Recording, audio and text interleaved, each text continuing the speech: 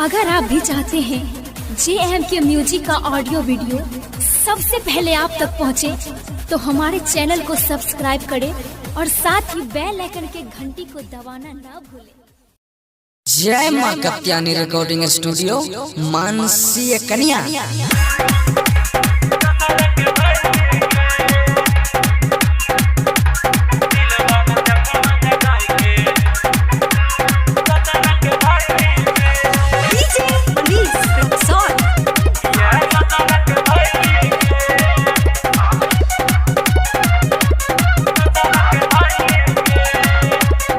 हमारा संग में कोई प्यार तुझते हमारा भाईली गे, हमारा संग में कोई प्यार तुझते हमारा भाईली गे, हे गे हमारा भाईली गे।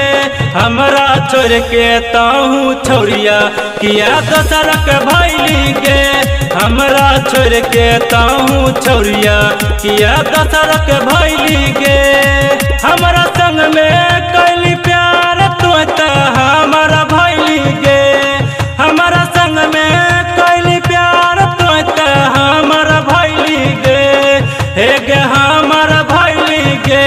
हमारा छोड़ के ताहू छोड़िया किया दोसर के भाईली गे, हमारा छोड़ के ताहू छोड़िया किया दोसर के भाईली गे।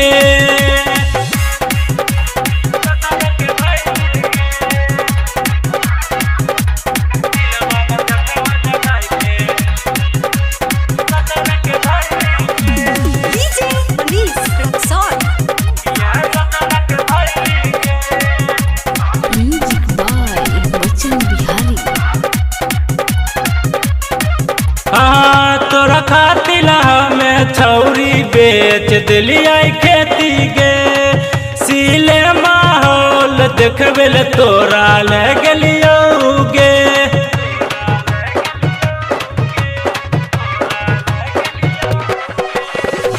तोरा खातिर हमें छौरी बेच दिलिया खेती गे, सिले माहौल छौरी ले गेलियो तोरा गे।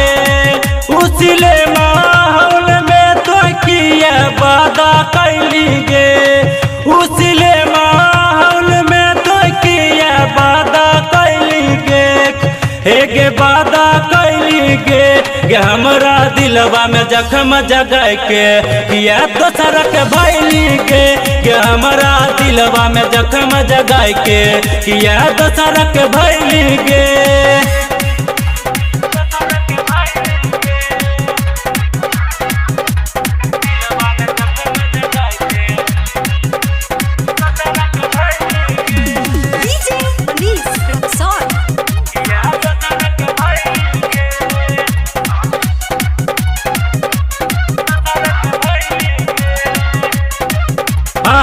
सुनरी है नौसद राइटर रोजा कहै छै, शामी में छौरा के चक्कर में छौरी पारल छै।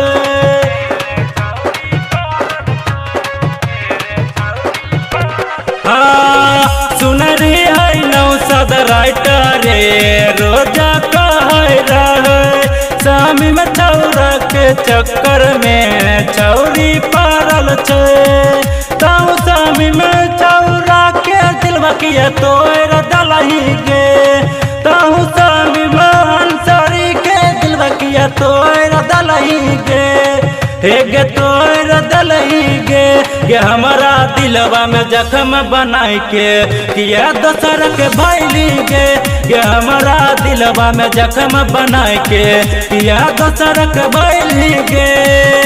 जय माँ कत्यानी रिकॉर्डिंग स्टूडियो मानसी कन्या।